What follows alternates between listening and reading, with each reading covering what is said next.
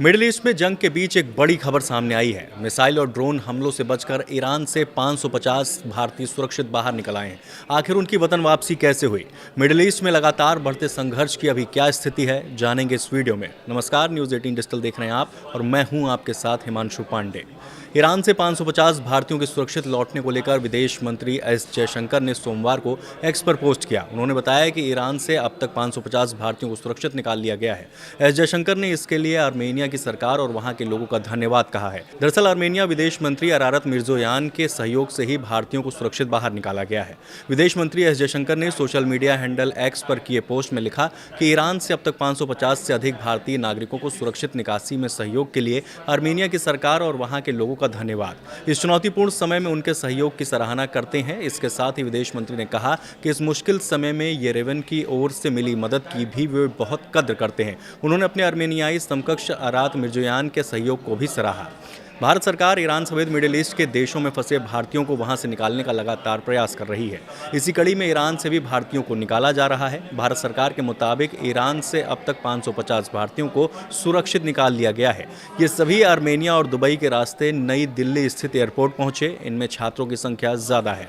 दरअसल काफ़ी मुस्लिम युवा ईरान के नामी स्कूलों में शिक्षा प्राप्त करते हैं। बताया जा रहा है कि जंग शुरू होने के बाद ये छात्र ईरान में फंसे हुए थे।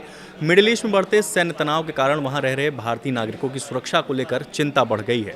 इसी कारण भारत सरकार ने ईरान में मौजूद भारतीयों को सुरक्षित निकालने के लिए पड़ोसी देशों के जरिए निकासी का रास्ता तैयार किया है। सरकार की योजना के तहत भारतीय नागरिकों को पहले जमीनी रास्ते से ईरान से निकालकर आर्मेनिया या अजरबैजान जैसे पड़ोसी देशों में पहुंचाया जा रहा है, जहां से उन्हें कॉमर्शियल फ्लाइट के जरिए भारत भेजा जा रहा है। विदेश मंत्री एस जयशंकर ने पश्चिम एशिया में उभरती स्थिति को लेकर ब्रसेल्स में साइप्रस के विदेश मंत्री कोम्बोस से भी मुलाकात की। उन्होंने बताया कि इस वार्ता से उनको बेहद खुशी हुई। विदेश मंत्री ने एक्स पर पोस्ट में बताया कि साइप्रस के विदेश मंत्री कोम्बोस के साथ बातचीत में हमने अपनी रणनीतिक साझेदारी को और मजबूत करने के तरीकों पर चर्चा की है। और अब एक नज़र मिडिल ईस्ट में लगातार बढ़ते संघर्ष पर डालते हैं, क्योंकि ईरान के खिलाफ अमेरिका इजरायल का युद्ध एक और अस्थिर दौर में प्रवेश कर चुका है। लड़ाई कई मोर्चों पर फैल गई है। वैश्विक ऊर्जा बाजार तनाव में है। अमेरिकी राष्ट्रपति डोनाल्ड ट्रंप ने ब्रिटेन और अन्य सहयोगी देशों से स्ट्रेट ऑफ हॉर्मुज को सुरक्षित करने में मदद के लिए नौसैनिक जहाज भेजने की गुजारिश की है। दरअसल ये एक महत्वपूर्ण तेल शिपिंग मार्ग है जिसे ईरान ने रोकने की धमकी दी है। ट्रंप ने कसम खाई है कि इस रास्ते को किसी भी तरह से फिर से खोल दिया जाएगा। साथ ही ट्रंप ने कहा है कि अगर शिपिंग बाधित रही तो अमेरिका कार्रवाई करेगा। वहीं समुद्री अधिकारियों का कहना है कि जब से संघर्ष शुरू हुआ है, खाड़ी और उसके आसपास संचालित होने वाले करीब 16 जहाज़ों पर हमले हुए हैं। इधर ईरान के नए सुप्रीम लीडर मुस्तफा खामनेई ने इशारा किया है कि नाकेबंदी जारी रहेगी और ईरानी अधिकारियों ने चेतावनी दी है कि अगर उनकी अपनी सुविधाओं पर और हमले हुए तो वे अमेरिकी कंपनियों से जुड़े ऊर्जा बुनियादी ढांचे को निशाना बना सकते हैं।